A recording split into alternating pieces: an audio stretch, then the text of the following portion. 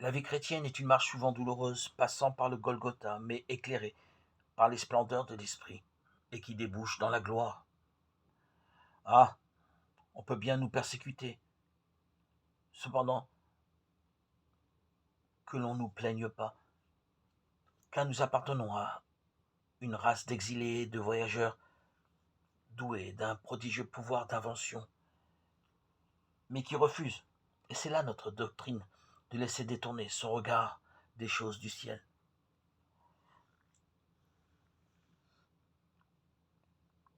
Non, nous ne vivons pas un âge d'or terrestre, fruit d'une évolution supposée, mais nous vivons le vrai paradis de Dieu dont Jésus parlait en disant au bon larron, aujourd'hui tu seras avec moi dans le paradis.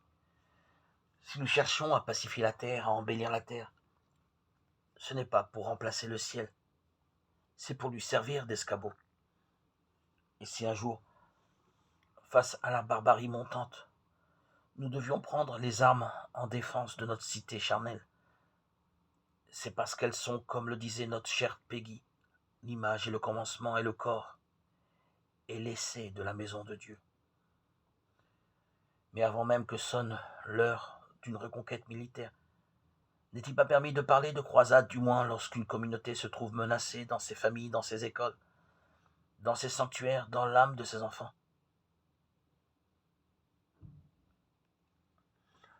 Non, chers amis, nous n'avons pas peur de la révolution, nous craignons plutôt l'éventualité d'une contre-révolution sans Dieu.